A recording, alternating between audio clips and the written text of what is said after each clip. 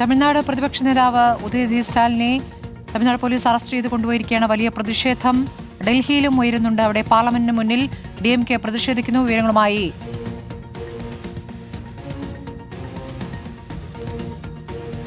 പാർലമെന്റിന് പുറത്തുള്ള പ്രതിഷേധമാണ് കാണുന്നത്.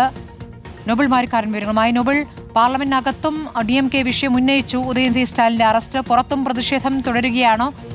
പാർലമെന്റിനകത്തെ പ്രതികരണത്തിൽ മറ്റ് രാഷ്ട്രീയ പാർട്ടികൾ അതിനോട് എങ്ങനെയാണ് പ്രതികരിച്ചത്? കാരണം തമിഴ്നാട്ടിൽ എല്ലാ രാഷ്ട്രീയ പാർട്ടികളും BJP അടക്കം ഉദയനിധി സ്റ്റാലിന്റെ പ്രസ്താവനയെ എതിർത്ത് രംഗത്ത് വന്നിട്ടുണ്ട്.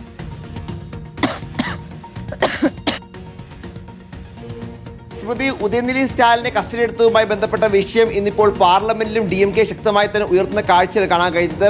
പാർലമെന്റിൽ രാജ്യസഭാ MP തിരുച്ചി ശിവയാണ് ഈ വിഷയം ഉന്നയിച്ചത്. തമിഴ്നാട്ടിൽ അഭിപ്രായ സ്വാതന്ത്ര്യം ഇല്ലാതായിരിക്കുന്നു എന്നും പ്രതിപക്ഷ നേതാവ് ഒരു അഭിപ്രായം പറഞ്ഞതിന്റെ പേരിൽ അദ്ദേഹത്തെ കസ്റ്റഡിയിൽ എടുത്തു എന്നുമായിരുന്നു ഇതിൽ തിരുച്ചി ശിവ രാജ്യസഭയിൽ സംസാരിച്ചപ്പോൾ വ്യക്തമാക്കിയത്. പക്ഷേ ഇതൊരു സംസ്ഥാന വിഷയമാണെന്നും ലോ ആൻഡ് ഓർഡർ സംസ്ഥാന ചുമതലയാണെന്ന് പറഞ്ഞുകൊണ്ട് രാജ്യസഭാ അധ്യക്ഷൻ CP രാധാകൃഷ്ണൻ എന്നാണെങ്കിലും ഈ പ്രസ്താവനയെ പൂർണ്ണമായും തള്ളുന്ന സാഹചര്യം ഉണ്ടായി. അതോടെ DMK അംഗങ്ങൾ ശക്തമായ പ്രതിഷേധവുമായി ഉയർന്നു. നിലവിൽ രാജ്യസഭയ്ക്കകത്ത് പ്രത്യേകിച്ച് ഇന്ത്യ സഖ്യകക്ഷികൾ പല വിഷയങ്ങളിൽ പ്രതിഷേധം ശക്തമാക്കിയിട്ടുണ്ട്. ഒരു വശത്ത് അയോധ്യ, മറ്റൊരു വശത്ത് പ്രധാനമന്ത്രി മാപ്പ് പറയണം, ഒപ്പം കേന്ദ്ര ആഭ്യന്തരമന്ത്രി അമിത്ഷാ മറുപടി തുടങ്ങിയ നിരവധി ആവശ്യങ്ങൾ ഉന്നയിച്ചുകൊണ്ടാണ് പ്രതിപക്ഷ പ്രതിഷേധം പുരോഗമിച്ചുകൊണ്ടിരുന്നത്. അതിനിടയിലാണ് DMK വിഷയം, ഈ ഉദയനിധി സ്റ്റാലിന്റെ വിഷയം കൂടി DMK എടുത്തിട്ടത്. രാവിലെ പാർലമെന്റ് കവാടത്തിലും ഈ വിഷയം ഉയർത്തിക്കൊണ്ടുള്ള പ്രതിഷേധം DMK നടത്തിയിരുന്നു. പക്ഷേ എല്ലാവരും, പ്രത്യേകിച്ച് പ്രതിപക്ഷ കക്ഷികളൊക്കെ ഒരുമിച്ച് നിന്ന് പ്രതിഷേധിച്ചപ്പോൾ മറ്റൊരു സ്ഥലത്തായിരുന്നു, അതായത് അതിന് മറ്റൊരു മേഖലയിലായിരുന്നു ഇതിൽ DMK പ്രതിഷേധം സംഘടിപ്പിച്ചത്. നേരത്തെ സ്മൃതി പറഞ്ഞതുപോലെ തന്നെ തമിഴ്നാട്ടിൽ DMK സഖ്യത്തിനൊപ്പം നിലവിൽ കോൺഗ്രസോ CPM അടക്കമുള്ള പാർട്ടികൾ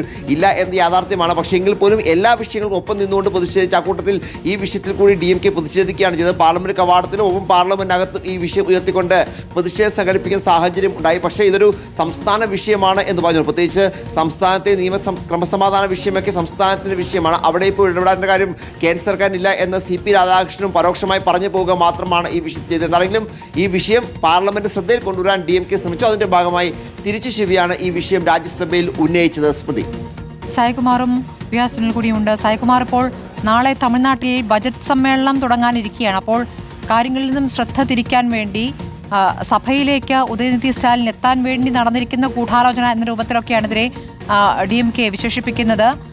എങ്ങനെയാണ് അവിടെ പ്രതികരണങ്ങൾ വരുന്നത് ഇപ്പോൾ?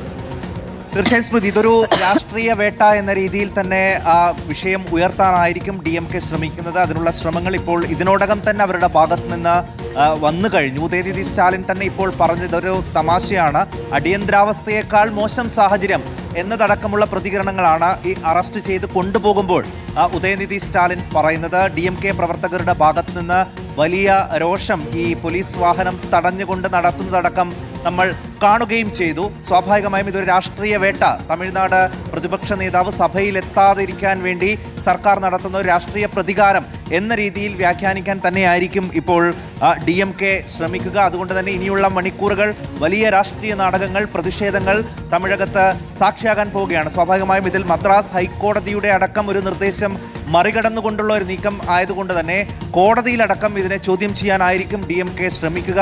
ദേശീയ തലത്തിൽ ഈ വിഷയം എത്തിക്കാൻ അവർ ഇതിനോടകം ശ്രമിച്ചു. പാർലമെന്റിലടക്കം ഈ വിഷയം രാജ്യസഭയിൽ ഈ വിഷയം ഉന്നയിച്ചു. പക്ഷേ അത് സംസ്ഥാന വിഷയമാണ് എന്ന് പറഞ്ഞ് രാജ്യസഭാ ചെയർമാൻ അതിൽ അനുമതി നിഷേധിക്കുകയാണ് ചെയ്തത്. നിലവിൽ എന്തായാലും ഗുരുതരമായ വകുപ്പുകൾ തന്നെയാണ് ഇപ്പോൾ ഉദയനിധി സ്റ്റാലിനെതിരെ ചുമത്തിയിട്ടുള്ളത്. വംശീയാധിക്ഷേപം, കലാപാഹ്വാനം, വ്യക്തികളെ അപമാനിക്കൽ, സ്ത്രീകളുടെ മാന്യതയെ അപമാനിക്കൽ, ക്രിമിനൽ ഗൂഢാലോചന അടക്കം ജാമ്യമില്ലാ വകുപ്പ് പ്രകാരം വിവിധ വകുപ്പുകൾ ചുമത്തിക്കൊണ്ടാണ് ഇപ്പോൾ ഉദയനിധി സ്റ്റാലിനെ പോലീസ് അറസ്റ്റ് ചെയ്തിരിക്കുന്നത്, FIR രജിസ്റ്റർ ചെയ്തിരിക്കുന്നത്. അങ്ങേയറ്റം ഗൗരവമായി തന്നെ അവർ ഈ കേസിനെ കാണുന്നു. സ്വാഭാവികമായും പ്രതിപക്ഷ നേതാവാണ്, അദ്ദേഹത്തെ അറസ്റ്റ് ചെയ്ത് കൊണ്ടുപോവുകയാണ്. ഇനി വലിയ രാഷ്ട്രീയ നാടകങ്ങൾക്ക് ഈ വിഷയം വേദിയാകും. പക്ഷേ ഈ ദ്വയാർത്ഥ പ്രയോഗത്തിൽ എത്രമാത്രം പിന്തുണ മറ്റ് രാഷ്ട്രീയ നേതാക്കളിൽ നിന്ന്, അല്ലെങ്കിൽ DMKയെ പിന്തുണച്ചിരുന്ന മറ്റ് രാഷ്ട്രീയ പാർട്ടികളിൽ നിന്ന് ഉദയനിധി സ്റ്റാലിന് ലഭിക്കും എന്നുള്ളതാണ് ഇനി കണ്ടറിയേണ്ടത്. കോൺഗ്രസ് അടക്കം കാവേരി വിഷയമാണ് പ്രധാനമായും ഇതിൽ ചൂണ്ടിക്കാണിക്കുന്നത്. കാവേരി വിഷയത്തിലാണ് DMK പ്രതികരിച്ചതെന്നും കാവേരി വിഷയത്തിൽ പ്രസംഗിക്കുമ്പോഴാണ് അദ്ദേഹം ചില പ്രയോഗങ്ങൾ നടത്തിയെന്നും അതിൽ തൃഷയുടെ പേര് ഉപയോഗിച്ചിട്ടേയില്ല എന്നുമൊക്കെയുള്ള ന്യായമാണ് ഇപ്പോൾ DMKയുടെ ഭാഗത്ത് വരുന്നത്. ഇത് എത്രത്തോളം അവിടെ അംഗീകരിക്കപ്പെടുന്നുണ്ട് ഈ വാദം? സ്മൃതി, കാവേരി വിഷയത്തിൽ നടന്ന പ്രതിഷേധത്തിനിടെയാണ് ഉദയനിധി സ്റ്റാലിൻ ഇത്രയൊരു അധിക്ഷേപ പരാമർശം നടത്തിയത് എന്നാണ് ആരോപണം ഉയരുന്നത്. ഈ കാവേരി നദീജല തർക്കവുമായി ബന്ധപ്പെട്ട പ്രതിഷേധത്തിനിടെ ഉദയനിധി സ്റ്റാലിൻ പ്രസംഗിച്ചുകൊണ്ടിരിക്കുമ്പോൾ സദസ്സിലിരുന്നവർ തൃഷ എന്ന് വിളിച്ചു പറയുകയും തുടർന്ന് ഒരു അധിക്ഷേപ പരാമർശം നടത്തുകയുമായിരുന്നു. വളരെ മോശം പരാമർശമാണ്, ഒരിക്കലും ന്യായീകരിക്കാനാകാത്ത പരാമർശം തന്നെയാണ് ഉദയനിധി സ്റ്റാലിൻ നടത്തിയത് എന്നാണ് പൊതുവെ ഉയരുന്ന ആരോപണം.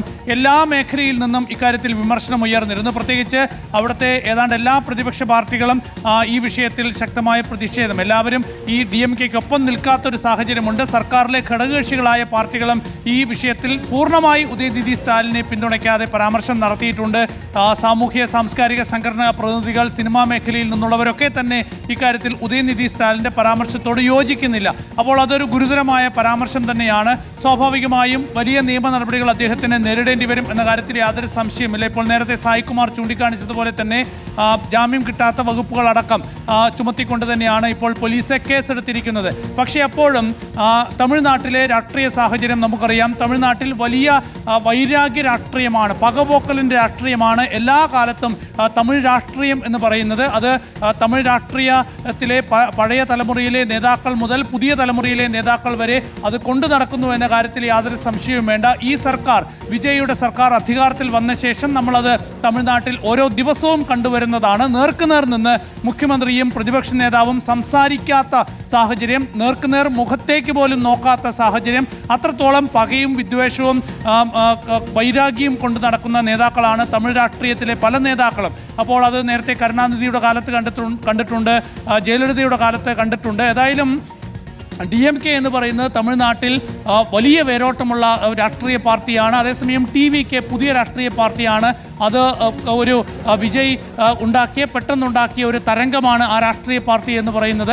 ഏതായാലും ഇപ്പോൾ പ്രതിപക്ഷ നേതാവ്, അത് DMK-യുടെ യുവ നേതാവ്, DMK-യുടെ അമരത്തുള്ള നേതാവ്, ആ നേതാവ് അറസ്റ്റിലാകുമ്പോൾ ആ DMK സ്വാഭാവികമായി ഇത് തമിഴ്നാട്ടിലെ വലിയ ഒരു പ്രതിഷേധമാക്കി, വലിയൊരു പോരാട്ടമാക്കി, അല്ലെങ്കിൽ വലിയൊരു നീക്കമാക്കി, രാഷ്ട്രീയ നീക്കമാക്കി മാറ്റാനുള്ള സാധ്യതയുണ്ട്. സ്വാഭാവികമായും വലിയ പ്രതിഷേധങ്ങൾ പലയിടങ്ങളിലും ഉണ്ടാകും. അത് സംഘർഷമായി മാറാനുള്ള സാധ്യതയും തള്ളിക്കളയാനാകില്ല. അപ്പോൾ അത്തരമൊരു ഗുരുതരമായ സാഹചര്യം തമിഴ്നാട്ടിൽ നിലനിൽക്കുകയാണ്. ഒരു ക്രമസമാധാന പ്രശ്നം ഈ വിഷയത്തിൽ ഉണ്ടാകാനുള്ള സാധ്യതയും വളരെ വലുതാണ്. നേരത്തെ തന്നെ നമ്മൾ കണ്ടതാണ്, ഉദയനിധി സ്റ്റാലിനെ വാഹനത്തിൽ കയറ്റി കൊണ്ടുപോകുന്ന വഴിക്ക് എത്രത്തോളം DMK അംഗങ്ങളാണ്, DMK അനുഭാവികളാണ് അവിടെ തടിച്ചുകൂടിയത്. പോലീസ് വാഹനം തടയുകയും അതിന് മുകളിലേക്ക് കയറുകയും ഒക്കെ തന്നെ ചെയ്തുള്ള പ്രതിഷേധ കാഴ്ചകൾ കണ്ടതാണ്. ഇതിനപ്പുറത്തേക്കുള്ള വലിയ പ്രതിഷേധ കാഴ്ചകൾ വരാൻ പോകുന്നതേയുള്ളൂ എന്നാണ് മനസ്സിലാക്കാൻ കഴിയുന്നത്. ഏതായാലും രാഷ്ട്രീയ പാർട്ടികളൊക്കെ തന്നെ, പ്രത്യേകിച്ച് DMK-യോട് യോജിക്കാത്ത രാഷ്ട്രീയ പാർട്ടികളൊക്കെ തന്നെ വളരെ കരുതലോടെയാണ് ഈ വിഷയത്തിൽ പ്രതികരിച്ചിരിക്കുന്നത്. BJP പോലും അവിടെ ഉദയനിധി സ്റ്റാലിനെ തള്ളിക്കൊണ്ടൊരു നിലപാട് സ്വീകരിച്ചിട്ടുണ്ട്. ദേശീയ തലത്തിൽ DMK-യെ എങ്ങനെയെങ്കിലും ഒപ്പം നിർത്താൻ കഴിയുമോ, പ്രത്യേകിച്ച് പാർലമെന്റിൽ 3/2 ഭൂരിപക്ഷം ഉറപ്പാക്കാനുള്ള വലിയ രാഷ്ട്രീയ നീക്കം BJP നടത്തുന്ന വേളയിൽ DMK കൂടി ഒപ്പം വന്നാൽ അത് വലിയ ഗുണമാകും എന്നൊക്കെ BJP പ്രതീക്ഷിക്കുന്ന ദേശീയ രാഷ്ട്രീയ സാഹചര്യമുണ്ട്. അതിനിടയിൽ പോലും സംസ്ഥാനത്ത് ഇപ്പോൾ ഏതായാലും ഉദയനിധി സ്റ്റാലിനെതിരെയുള്ള നിലപാടാണ് സംസ്ഥാന BJP സ്വീകരിച്ചിരിക്കുന്നത്.